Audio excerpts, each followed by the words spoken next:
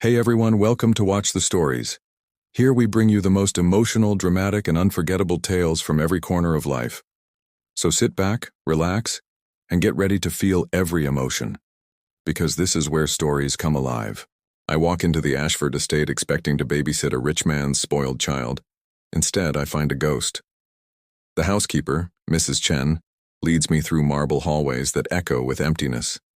Every surface gleams. Every painting probably costs more than my student loans.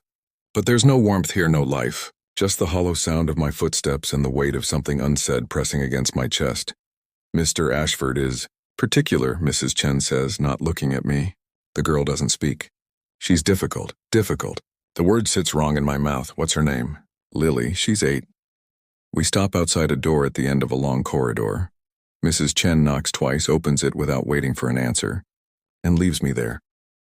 The room is massive, a bedroom 3 times the size of my entire apartment, but the girl sitting by the window makes it feel small. She's curled into herself, dark hair falling over her face, hands folded in her lap like she's trying to disappear. I step inside. She doesn't move. Hi, I say softly. I'm Mia. Nothing. I try again, closer this time. I'm going to be spending some time with you, if that's okay. Her shoulders tense. She turns her face further toward the window. A deliberate dismissal. I've seen this before. Not defiance. Something worse. Resignation. Like she's learned that no one listens anyway, so why bother? My chest tightens. I know that feeling. I lived it for years before Lucas taught me there was another way to be seen. I move to where she can see me, crouch down so we're eye level, and sign. Hello. My name is Mia. Her head snaps up. Eyes wide, hazel, wounded, desperate. She stares at my hands like they're performing magic, sign? She asks. Her movements small and uncertain, like she's afraid I'll disappear if she moves too fast. I do. I sign back. My brother was deaf, was. The past tense still cuts. Lily's face transforms. Not a smile, not yet, but something close. Hope, maybe, or relief. Her hands move faster now, more confident. No one here knows it. They don't try. Daddy doesn't. He doesn't look at me anymore. Before I can respond, the door swings open. He fills the doorway, tall, sharp-suited, everything about him controlled and cold. Alexander Ashford. I've seen his face in business magazines, always stone-faced, always untouchable. In person, he's worse. His eyes are gray and empty like winter light through ice. You're the new governess. Not a question. Mia Grant. Yes. His gaze flicks to Lily, then away. Mrs. Chen will give you the schedule. Lily has tutors for academics. You're here to occupy her, keep her out of trouble, occupy her, like she's a problem to be managed. Lily's hands move in my peripheral vision. See, he won't even talk to me. I should stay quiet. I need this job.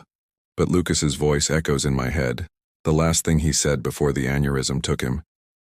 Don't let people make you small, Mia. Don't ever let them. She's right here, I say. My voice is steady, but my heart is hammering. You could talk to her directly. The temperature in the room drops 10 degrees. Alexander's eyes lock onto mine, sharp, assessing, dangerous. Excuse me? Your daughter. She's sitting right there. She can see you. She understands everything. I'm aware of what my daughter can and cannot do. Are you? The words are out before I can stop them. Because from where I'm standing, it looks like you've decided she's invisible. Silence. Heavy and suffocating, then quietly, terribly. You've been here 10 minutes. Don't presume to understand my family. He turns and walks out. The door closes with a soft click that sounds like a gunshot. I'm shaking. I just talked back to a billionaire. I'll be fired within the hour, but when I look at Lily, she's staring at me with something I haven't seen before. No one ever talks to him like that. She signs. Maybe they should, I sign back, and then, impossibly, miraculously, she smiles. I'm not fired. 3 days pass. Then a week. Alexander avoids me like I'm contagious, which suits me fine. I spend my time with Lily, and slowly, piece by piece, she comes alive. We read in the garden. Play piano in the music room. She can't hear it, but she feels the vibrations, presses her palms to the wood, and laughs when I play something wild and chaotic. She signs stories to me about her mother, about before when the house wasn't so quiet. She was loud. Lily signs one afternoon. Daddy says I'm like her, but I don't know if that's good or bad anymore. Why did he stop talking to you? I ask, her hand still. After Mama died, he looks at me like it hurts. I want to press, but something in her expression stops me. There's more. Something she's not ready to say. That night, I'm in the library, technically off duty, but I can't sleep when he finds me. "You're still here." I jump, nearly dropping my tea. Alexander stands in the doorway, tie loosened, shirt sleeves rolled up. He looks human for once, tired. "I like to read," I say carefully. "Mrs. Chen said I could use the library." I didn't mean the room. He steps inside, pours himself a whiskey from the bar cart. "I meant the estate. I expected you to quit by now. Everyone does. I'm not everyone." "No." His eyes meet mine over the rim of his glass. "You're not." Something shifts. The air feels heavier. "She's signing more," he says quietly. "Lily," I hear her laughing. "Because someone's listening. You think I don't want to." It's not a question, but I answer anyway. "I think you're terrified too." His jaw tightens. For a moment I think he'll explode, throw me out, end this. Instead he sits down across from me, elbows on his knees, the glass dangling from his fingers. "Her mother died because of me." The words are so raw, so sudden, I forget to breathe. We were fighting. I was driving. I was angry, too angry, and I wasn't paying attention. A truck ran a red light and I didn't see it until it was too late. He stares into his glass like it holds absolution. Lily was in the back seat. She saw everything.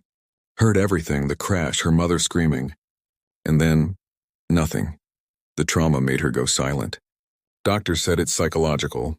Her hearing is fine. She just stopped. Oh God. "And you blame yourself," I whisper.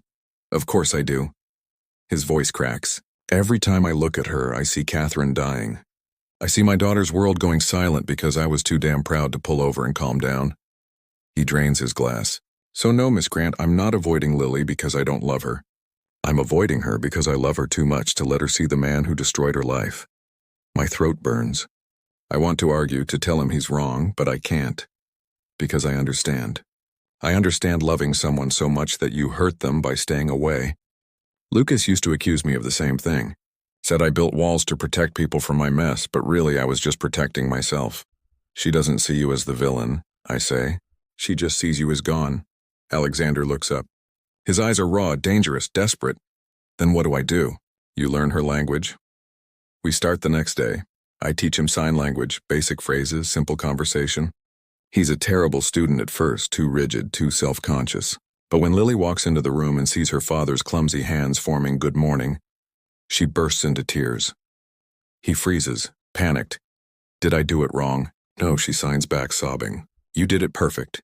And for the first time since I arrived, Alexander Ashford smiles. Everything changes after that. Alexander starts eating dinner with us. He practices signing in the hallways, muttering to himself. Lily blooms, laughing, teasing, dragging her father into games and books and life, and I start to feel something I shouldn't. It's in the way he looks at me when Lily signs something funny, like I've given him a gift he doesn't deserve. It's in the quiet moments when we're alone, reviewing vocabulary, and his hand brushes mine. "You're staring," he says one evening. We're in the library again, Lily already in bed. "You're doing the sign for confused when you mean tired." "Am I?" His lips twitch. "Maybe I'm both." "Confused about what?" His eyes hold mine. "You?" My pulse spikes. "You walked into my house and turned everything upside down," he continues. "You made me face the one thing I couldn't. You gave me my daughter back." He leans closer. "And now I can't stop thinking about you." "Alexander, tell me you don't feel it." "I can't. Because I do. I feel it every time he smiles, every time his voice softens, every time he looks at me like I'm something more than the governess. But this is wrong. He's my employer. He's broken, and I'm the Band-Aid covering a wound that hasn't healed. "This can't happen," I whisper. "Why not?" "Because you're not falling for me. You're falling for what I represent. I gave you permission to forgive yourself. But that's not love, Alexander. That's gratitude." His face hardens. "Don't tell me what I feel. Then prove it." The words come out sharper than I intend. "Prove that you see me. Not just the woman who fixed your family." For a long moment he just stares. Then he stands, grabs his coat, and walks out. I don't see him for 2 days. When he returns, it's past midnight. I'm half asleep on the couch in the library when the door opens. "Alexander?" He looks wrecked, hair disheveled, eyes bloodshot. I went to the crash site. My stomach drops. I haven't been back since it happened. Couldn't, but I went tonight because you were right. I've been hiding. From Lily. From myself. From... He crosses the room, kneels in front of me. From this. His hand cups my face, gentle, reverent. I see you, Mia. I see the woman who learned sign language because her brother needed her. I see the woman who fights for people everyone else ignores. I see the woman who's too afraid to let anyone close because she's already lost too much. Tears burn my eyes. I'm not asking you to fix me, he whispers. I'm asking you to let me try to be whole again. With you, I should say no. I should walk away. Instead, I kiss him, and everything I've been holding back, grief, loneliness, need, crashes into him. He kisses me like I'm air, like I'm salvation, like I'm the answer to every question he's been too afraid to ask. We don't make it upstairs. In the morning, everything is perfect until Lily finds the letter. What is this? Lily's standing in the doorway, paper clutched in her small fist, eyes blazing with betrayal. I don't need to see it to know. The letter. The one I wrote weeks ago and never sent. The one explaining why I'm really here. Alexander takes it from her, reads it, and the color drains from his face. You were going to write a book. His voice is flat. Dead. Alexander, let me explain. About us. About Lily. You were going to exploit my daughter's trauma for a goddamn memoir. No, it wasn't like that. Then what was it like? He's shouting now. Lily's crying. Everything's falling apart. You came here under false pretenses. You lied. You made us trust you. I changed my mind. I'm crying too, desperate. Yes, I came here for a story. I'm a writer. I was broke and desperate, and I took a job I thought would give me material. But then I met Lily, I met you, and I couldn't do it. I couldn't use her pain, but you thought about it. His words are daggers. You looked at my daughter's suffering and saw profit. I saw survival. My voice breaks. My brother died, Alexander. I had nothing. No family, no money, drowning in his medical debt. I was desperate. But I never wrote a single word about Lily. I never would. How am I supposed to believe that? Because I'm still here. Because I tore up that letter. Because I choke on the words. Because I love you.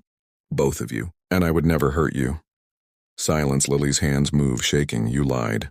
Just like everyone else. No, Lily, please, but she's already running. Alexander doesn't move to stop her. He just stares at me like I'm something vile. Get out. Alexander, get out. I pack in 20 minutes. Mrs. Chen doesn't look at me. As I reach the front door, I hear it, a small broken sound.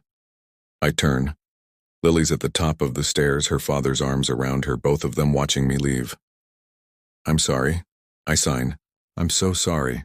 She doesn't sign back. 3 months later, I'm stacking books at the tiny bookstore where I now work when the door chimes. I don't look up. We close in 10, I know. My heart stops. Alexander stands in the doorway, hands in his pockets, looking smaller somehow. Older. What are you doing here? Lily wanted me to give you this. He hands me a folded paper. My hands shake as I open it. It's a drawing. Messy crayons, stick figures. A little girl, a man, and a woman with dark hair, all holding hands. At the bottom, in careful lettering, "Come home, I can't breathe." She misses you, Alexander says quietly. I miss you. I lied to you. You were going to, but you didn't. He steps closer. You chose us over the story, over your own survival. That's not betrayal, Mia, that's love. I said a lot of things when I was angry, when I was scared of letting myself need someone again. His hand finds mine. But I've spent 3 months trying to fill the space you left, and I can't. Nothing fits. Only you. Tears stream down my face. Lily's therapist says she's ready to talk again. Really talk? But she won't, not until you're there. Why? Because you taught her that silence isn't safety. That being seen is worth the risk. His thumb brushes my cheek. You taught us both. I want to believe him. God, I want to. What if I mess up again? Then we figure it out together. He smiles. Soft, real, whole. Come home, Mia, please. We pull into the estate at dusk. Lily's waiting on the front steps, and when she sees me, she runs. I catch her, hold her tight, and sign I'm here. I'm not leaving. She pulls back, looks me in the eye, and says it out loud. I love you. Her voice is small and rough from disuse. But it's there. Real. Perfect. Alexander wraps his arms around both of us, and for the first time in my life, I understand what home feels like. Later, when Lily's asleep, Alexander finds me in the library. You never wrote the story, he says. No. Why not? I turn to face him. Because some stories aren't meant to be told. They're meant to be lived. He kisses me, soft and sure and full of promise, and I kiss him back. No longer the governess, the liar, the broken girl. Just Mia. Finally seen. Finally home.